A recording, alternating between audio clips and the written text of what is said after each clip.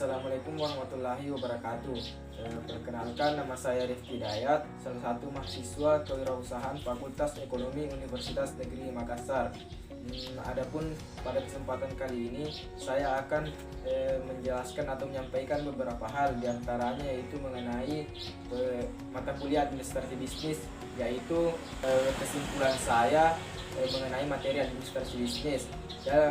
Pada mata kuliah administrasi bisnis ini ada 12 materi dengan 16 kali pertemuan, diantaranya yaitu perkembangan dan pemikiran ilmu administrasi bisnis, bisnis dan ilmu administrasi, bisnis politik dan perekonomian, tanggung jawab sosial dan etika bisnis, kebijakan administrasi bisnis, pengelolaan sumber daya manusia, memahami kepemimpinan dan pengelolaan sumber daya manusia, memahami bisnis dan administrasi, memahami konsep kepemimpinan, memahami kewirausahaan dan memulai bisnis baru, bisnis dalam dunia tanpa batas, serta good corporate governance. Ke-16 ini ke-12 materi inilah yang selanjutnya akan saya simpulkan. Administrasi secara luas adalah semua proses kerjasama antara dua orang atau lebih yang bertujuan mencapai target dengan memanfaatkan sarana dan prasarana tertentu secara berdaya guna dan berhasil guna. Dalam artian ini, administrasi merupakan bentuk organisasi, bisa dikatakan bentuk organisasi yang dapat menunjang kita dalam menghasilkan atau menciptakan usaha dengan baik untuk menghasilkan sesuatu yang berdaya guna atau dapat menghasilkan feedback berupa laba untuk kita sebagai wirausaha atau pebisnis.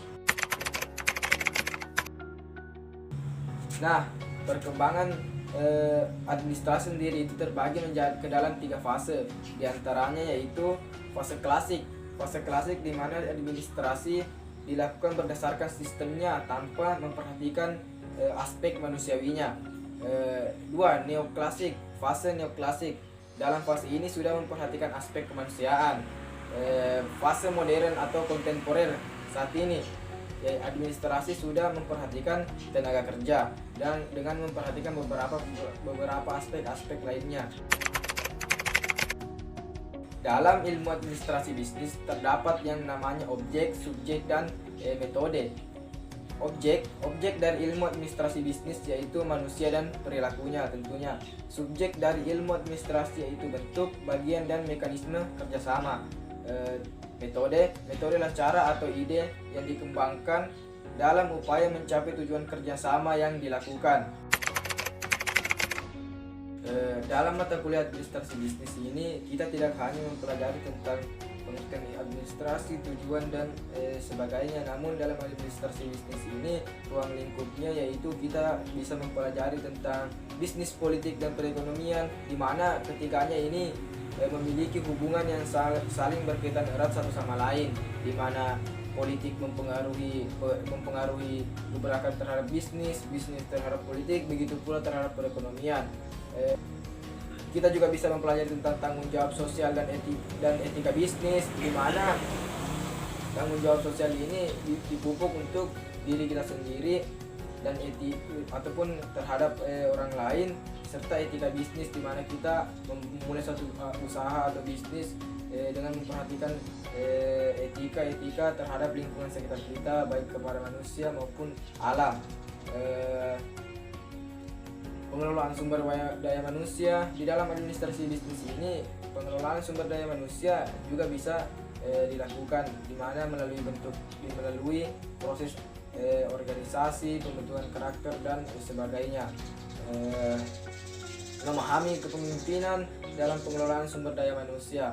Di dalam ilmu administrasi bisnis ini kita juga bisa memupuk jiwa leadership atau kepemimpinan kita melalui organisasi atau pengelompokan yang bisa membangun jiwa-jiwa kepemimpinan kita dalam memulai suatu usaha atau bisnis.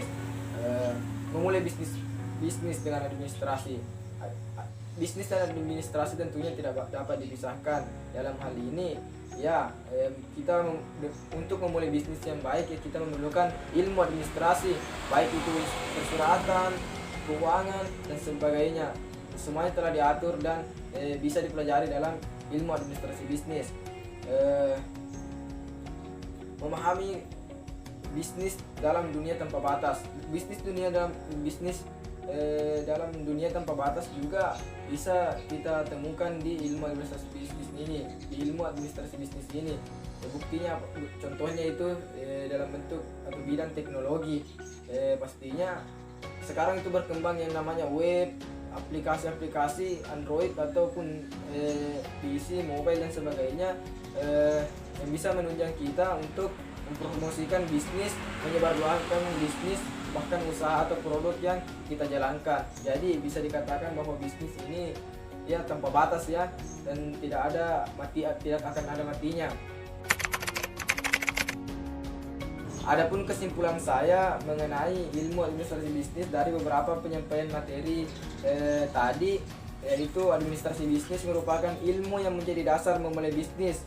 Apalagi jika kita berbicara tentang kewirausahaan, pastinya kita mempelajari mulai dari setting atau pemantapan tujuan, kemudian menyusun prosedur penyelenggaraan atau pelaksanaan untuk mencapai tujuan tersebut. Contohnya seperti tempat perencanaan usaha, menyiapkan modal, pembeli peralatan, mengatur keluar masuknya keuangan, mempelajari konsumen dan melakukan tindak pengawasan agar bisnis atau usaha yang kita jalankan itu bisa terkontrol dan termanage dengan lebih baik lagi.